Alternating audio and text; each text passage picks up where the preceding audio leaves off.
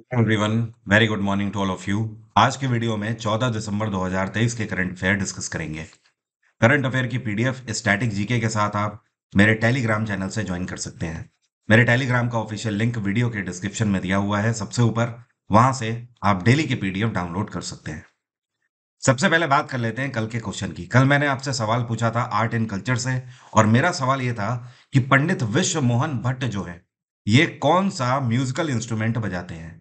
तो मैंने कहा आपको इनकी फोटो भी दिखा देता हूं। तो ये हैं पंडित विश्व मोहन भट्ट, और ये म्यूजिकल इंस्ट्रूमेंट जो बजाते हैं इसको बोलते हैं मोहन वीणा। क्या बोलते हैं? मोहन वीणा। आप में से जिन स्टूडेंट्स ने भी सही आंसर दिया है, आप सभी को मेरी तरफ से बहुत सारा ग्रेड। और अगर इनके बारे में बात करें तो विश्व मोहन भट्ट ये बिलोंग करते हैं राजस्थान के जयपुर से। और म्यूजिक के क्षेत्र में उत्कृष्ट कार्य करने के लिए इनको भारत सरकार की तरफ से पद्म भूषण से भी सम्मानित किया जा चुका है। इतना ही नहीं, इनको ग्रैमी अवार्ड से अभी कुछ टाइम पहले सम्मानित किया गया है। जब इनको ग्रैमी अवार्ड से सम्मानित किया गया था, इनके साथ ए आर रहमान को भी सम्मानित किया गया था। अब चलिए शुरू करेंगे आज के करंट अफेयर। और आप सभी लोग मुझे इंस्टाग्राम पर भी फॉलो कर सकते हैं। मेरी इंस्टा की आईडी है वरुण अवस्थी 07। इस आईडी पर जाके आप मुझे वहां पर फॉलो कर सकते हैं। और सबसे पहली ही खबर है कि अभी हाल ही में भारत सरकार के द्वारा Indian forest and would certification योजना लॉन्च करी गई है। यह जो योजना है इसको भारत सरकार के कौन से मंत्रालय ने लॉन्च किया है? तो इसको ministry of environment, forest and climate change के द्वारा लॉन्च किया गया है। अब समझिए ये Indian forest and would certification scheme है क्या। इस योजना के अंतर्गत भारत सरकार ये चाहती है कि आने वाले टाइम में जो फॉरेस्ट वगैरह है उनका पूरा फायदा वहां के क्षेत्रीय किसानों को भी मिले। अब ये कैसे हो पाएगा? ये इस तरीके से हो पाएगा कि किसानों को ट्रेनिंग दी जाएगी कि वो इन फॉरेस्ट से किस तरीके से अपनी फसल को जोड़ सकते हैं। एग्जाम्पल के तौर पर अगर बात करी जाए तो आप किसी भी जंगल में जब जाएंगे तो वहां पर आपको मूस बहुत देखने को मिलता है। मूस का मतलब हिंदी में जिसको काई बोलते हैं। ये जो पेड़ों पर आपको हरी हरी दिखाई दे रही है, ये काई है। ठीक है। लेकिन अपने आप में ये सबसे अच्छा और हेल्दी और ऑर्गेनिक खाद के रूप में भी आप ऐसा यूज कर सकते हो।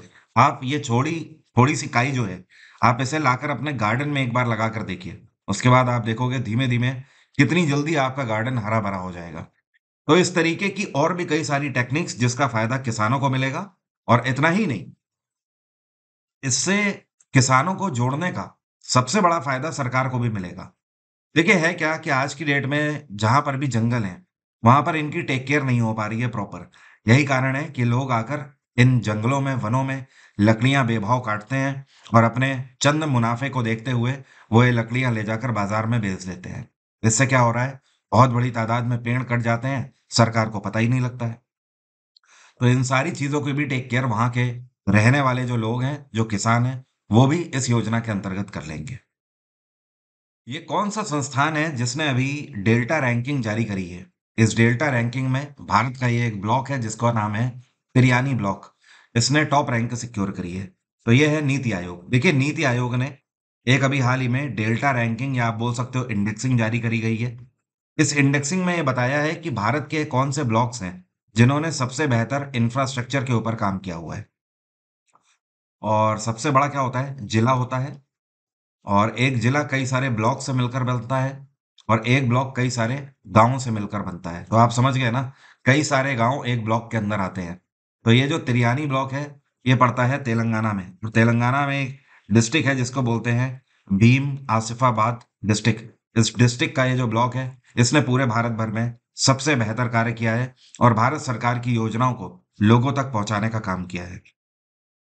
और भारत सरकार ने एक और particular achievers of development program की लिस्ट जारी करी है। इसमें कुछ शहरों का उल्लेख किया गया है, जिसमें उड़ीसा का रायगढ़ नंबर 1 पे रहा। ठीक है, रायगढ़। तो ये अचीवर्स डेवलपमेंट प्रोग्राम के अंतर्गत उड़ीसा का रायगढ़ 1 पे है। और इनको भी इसीलिए सम्मानित किया गया है क्योंकि इन्होंने, चाहे राज्य सरकार हो चाहे केंद्र सरकार हो, उनकी स्कीमों को पूरे तरीके से फॉलो किया है अपने डिस्ट्रिक्ट के अंदर। नीति आयोग की स्थापना 2015 में प्रधानमंत्री नरेंद्र मोदी के द्वारा करी गई थी। इसका हेडक्वार्टर है नई दिल्ली। और डब्ल्यूएचओ की स्थापना 1948 में करी गई है। इसका हेडक्वार्टर है जिनेवा। और यूनेस्को की स्थापना 1945 में करी गई। इसका हेडक्वार्टर है पेरिस। और इंटरनेशनल मॉनिटरी फंड, इसकी स्थापना भी 1945 में करी गई, और इसका हेडक्वार्टर है वॉशिंगटन डीसी। अंतर्राष्ट्रीय तटस्थता दिवस कौन से दिन मनाया जाता है? अंग्रेजी में इसको बोलते हैं इंटरनेशनल न्यूट्रलिटी डे। ये दिवस हर वर्ष 12 दिसंबर को मनाया जाता है। परसों के दिन ये दिवस मनाया गया। और यूनाइटेड नेशन जनरल असेंबली के द्वारा पहली बार ये दिवस साल 2017 में मनाया गया था। इस दिवस को मनाने के पीछे का मेन उद्देश्य ये है कि पूरे दुनिया भर में हर एक देश की सरकार को ये समझना चाहिए कि वो न्यूट्रलिटी के साथ काम करे, ना ही किसी धर्म, ना ही किसी पर्टिकुलर समुदाय की तरफ होकर, बल्कि अपने हर एक प्रत्येक सिटीजन का ध्यान रखते हुए अपना विकास करे। अभी हाल ही में आपको पता ही है, मध्य प्रदेश में विधानसभा के इलेक्शन हुए हैं और एक बार फिर से बीजेपी ने अपनी सरकार बनाई है। तो बीजेपी की तरफ से नए मुख्यमंत्री का अनाउंसमेंट कर दिया गया है। मध्य प्रदेश के नए मुख्यमंत्री होंगे मोहन यादव, ये जो आपको पिक्चर में दिखाई दे रहे हैं। इनकी उम्र 59 साल है। और अब शिवराज सिंह, जो कि अभी तक मुख्यमंत्री थे, काफी लंबे अरसे से मध्य प्रदेश के मुख्यमंत्री रहे हैं, तो शिवराज सिंह चौहान ने अपना पदभार इनको दिया है और बहुत जल्दी ये शपथ भी ग्रहण करेंगे। इसके अलावा कुछ चीज़ों पर आपको और ध्यान रखना है। मध्य प्रदेश के अंदर मल्हारगढ़ के एमएलए जो है, इनका नाम है जगदीश देवड़ा। क्या नाम है? जगदीश देवड़ा। और साथ में रीवा के जो एमएलए हैं, इनका नाम है राजेंद्र शुक्ला। ये दोनों को डेप्यूटी सीएम बनाया गया है। ये दोनों डेप्यूटी मुख्यमंत्री होंगे एमपी के। और मध्य प्रदेश में नई विधानसभा भी अब बनेगी, तो वहां पे नए स्पीकर कौन बनाए गए हैं, तो इनका नाम ध्यान रखिएगा, नरेंद्र सिंह तोमर।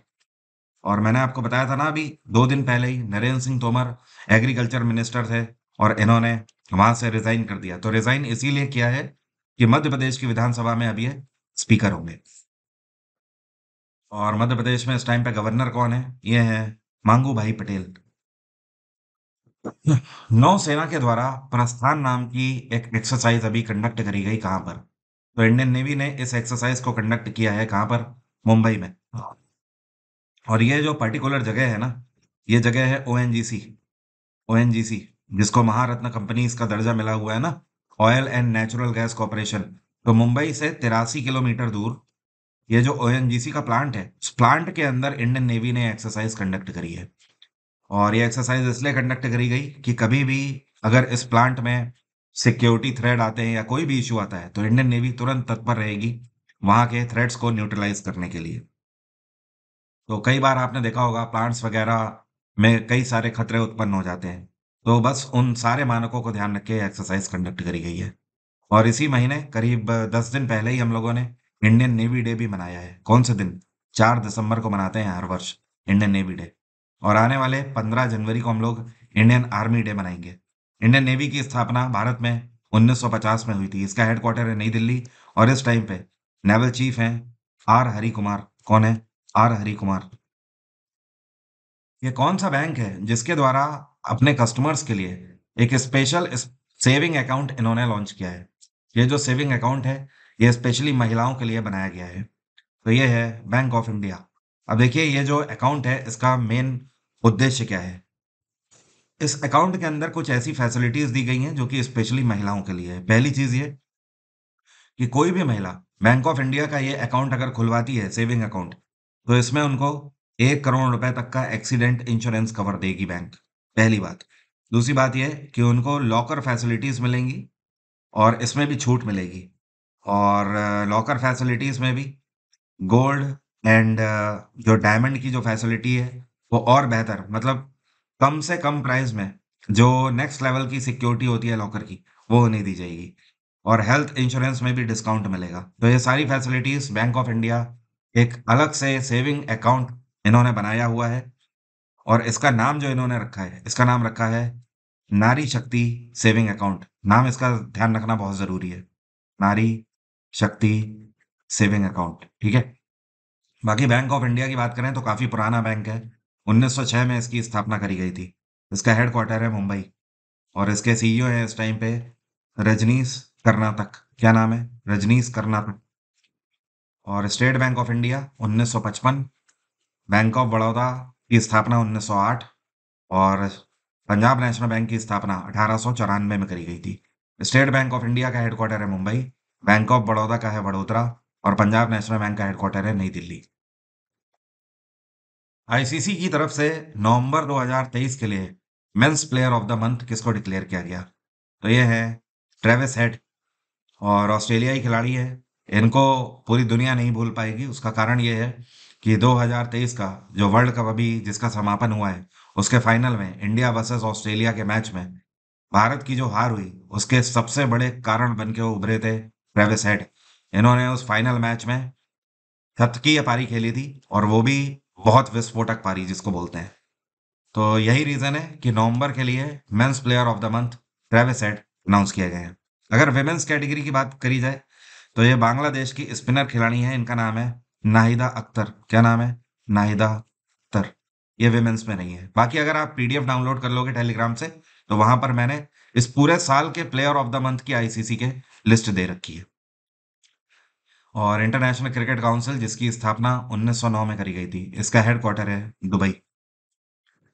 और इसके इस टाइम पे चेयरपर्सन कौन है? आईसीसी के चेयरपर्सन है ग्रेग ब्रैकली। ये भी कुछ टाइम पहले भारत में आए थे।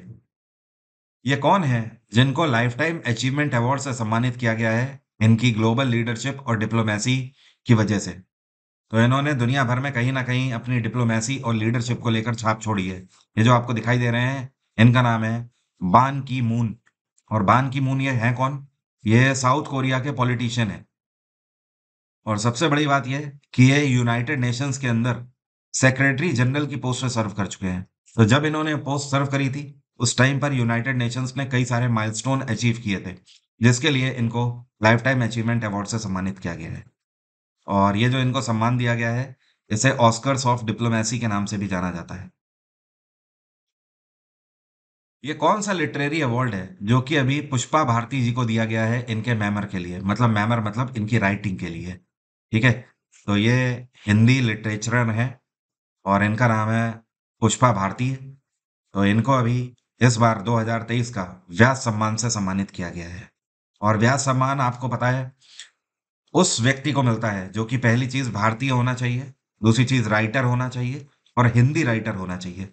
तो जिसको हिंदी राइटिंग के क्षेत्र में बेहतर नॉलेज होती है, जिसने कुछ बेहतर राइटिंग ऐसी करी होती है, तो उसके लिए उनको सम्मानित किया जाता है व्यास सम्मान से।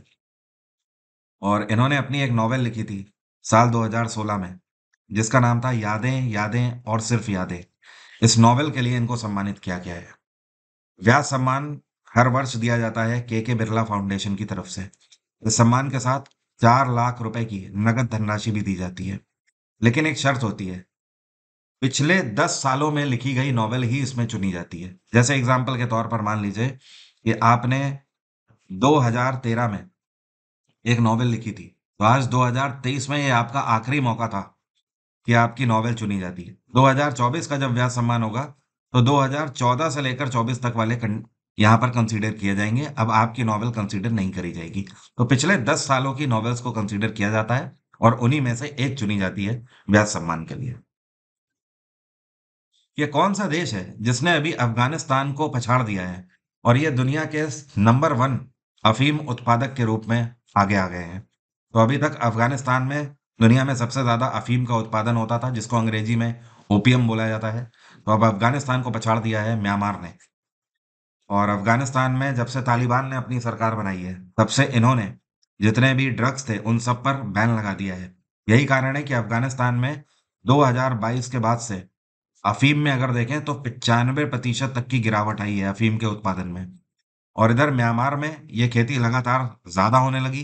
म्यांमार सरकार के भी द्वारा इसके लिए वैलिडेशन दे दिया गया। यही रीजन है कि म्यांमार इस टाइम पे सबसे बड़ा अफीम का उत्पादक बन चुका है। और म्यांमार की कैपिटल क्या है? इसको बोलते हैं नेपिडे। म्यांमार में करेंसी चलती है क्यात।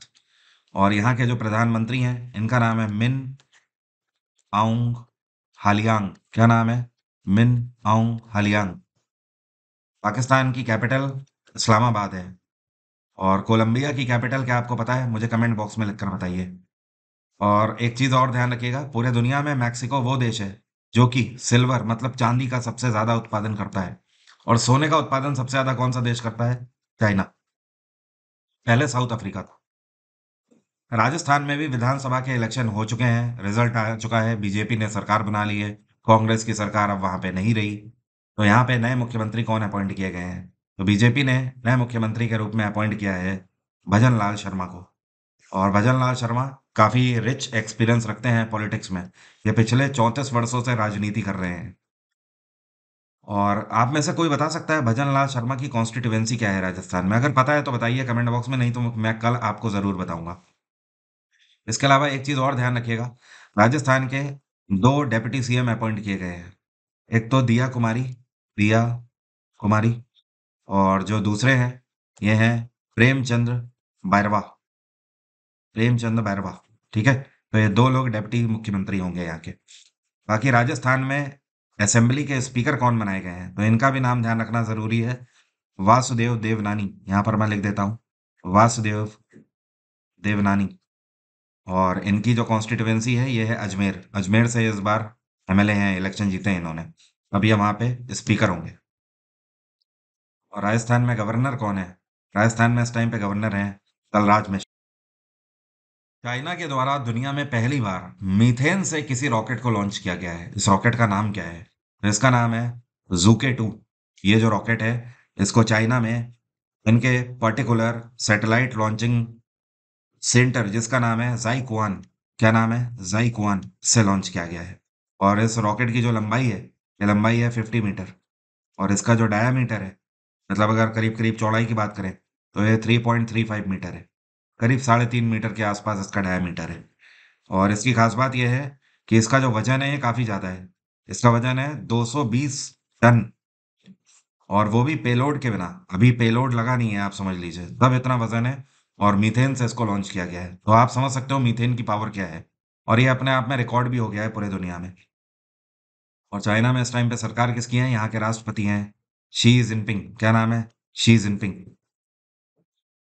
अब मेरा आज का सवाल आपसे, आप में से कितने लोग बता सकते हैं कि इनमें से ये कौन सा देश है जहां पर रिजर्व बैंक ऑफ इंडिया ने सेंट्रल बैंक की भूमिका निभाई है? काफी इंटरेस्टिंग क्वेश्चन है, कमेंट बॉक्स में लिखकर जरूर बताइएगा। मतलब आप ऐसा समझ लो कि रिजर्व बैंक ऑफ इंडिया केवल भारत का ही सेंट्रल बैंक नहीं रहा है हमेशा, ये किसी और देश का भी सेंट्रल बैंक रह चुका है। बांग्लादेश, म्यांमार, नेपाल या भूटान? कमेंट बॉक्स में लिखकर बताइए। 2024 में अगर आप सफलता प्राप्त करना चाहते हैं और आप चाहते हैं कम से कम टाइम में आपका जीएस का पूरा सिलेबस कवर हो जाए, तो आप मेरा जीएस जीके का फाउंडेशन बैच ज्वाइन कर सकते हैं। इस बैच में history, polity, geography, science, economics और साथ में कंप्यूटर, ये सब कुछ 2024 के सभी एसएससी एग्जाम्स को टारगेट करके और सभी राज्यों के एग्जाम को टारगेट करके अवेलेबल है एग्जाम इंजन पे। अगर आपको डिस्काउंट चाहिए तो sscgsguru@gmail.com पर आप डिस्काउंट के लिए हमें मेल लिख सकते हैं, और इसमें अपना कॉन्टैक्ट नंबर आप ज़रूर लिखिएगा, ताकि हमारी टीम आपको कॉन्टैक्ट करके डिस्काउंट दे सके। डेली क्विज़ का ऑप्शन भी यहाँ पर अवेलेबल है, जो कि सबके लिए फ्री रहता है एग्जाम इंजन ऐप पे। आप ये डेली क्विज़ भी ज़रूर दिया करिए। और आप सॉल्यूशन के साथ जो पीडीएफ है, वो भी आप डाउनलोड कर सकते हैं, सभी के लिए फ्री ऑफ कॉस्ट है एप्लीकेशन में और भी बहुत कुछ है। जैसे आप सिर्फ हिस्ट्री का रिकॉर्डेड, सिर्फ पॉलिटी, सिर्फ साइंस या ज्योग्राफी हो गई या कंप्यूटर हो गया, या फिर इसके अलावा आप मंथली मैगजीन करंट अफेयर की लेना चाहते हो, वो सारे ऑप्शन एग्जाम इंजन एप्लीकेशन पे अवेलेबल है। आप उन सभी को वहां से अवेल कर सकते हैं। आज की बात यहीं तक रहेगी। Thank you so much, have a nice day, take care, bye bye, आपका दिन मंगलमय हो।